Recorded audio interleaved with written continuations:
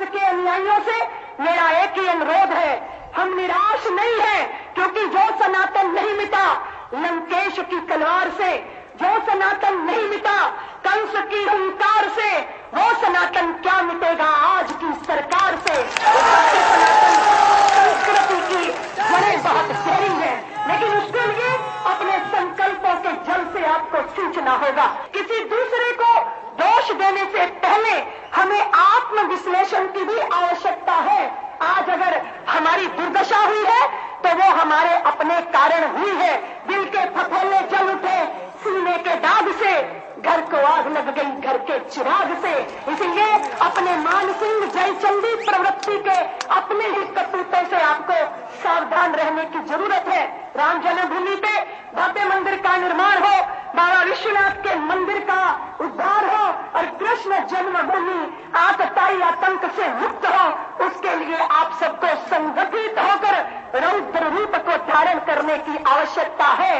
राम जन्मभूमि पे मंदिर के निर्माण के बिना हम कार सेवकों के रक्त के हमेशा ऋणी रहेंगे और उनका ऋण लेकर मृत्यु का लिंगन करना हमारे लिए मुश्किल हो जाएगा। सरदार वल्लभ भाई पटेल, सुभाष जी, नेताजी जैसी परंपरा और परम पूज्य गुरु जी के उस सत संकल्प को पूरा करने के लिए हिंदू जाति को मेरा इतना ही अनुरोध है कि जातीय भेदभाव से ऊपर उठिए, अपने स्वजन अपने सहोदरों को आलिंगन में बांधिए, किसी विधर्मी के षड्यंत्रों को परवान होने मत दीजिए।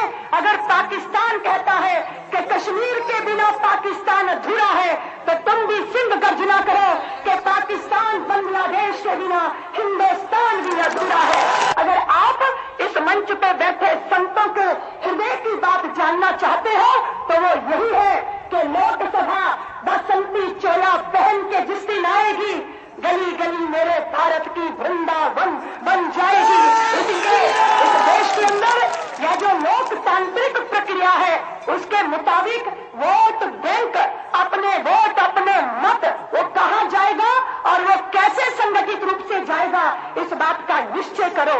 इस वर्ष परम पूज्य गुरु जी का जन्म शताब्दी वर्ष रहा। मेरे हृदय में एक ही सूत्र गूंजता रहा। गुरु जी कहते थे, निष्क्रियता सभी श्रेष्ठत्व को नष्ट कर देती है।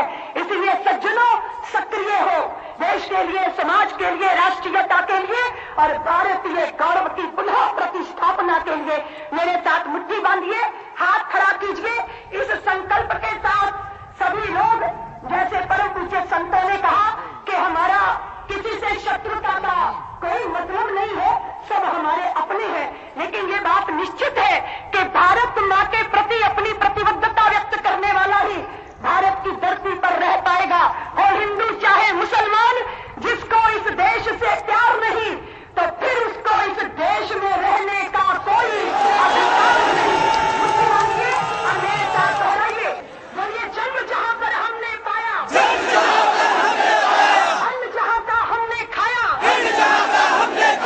वो है प्यारा देश हमारा, इसकी रक्षा हम करेंगे,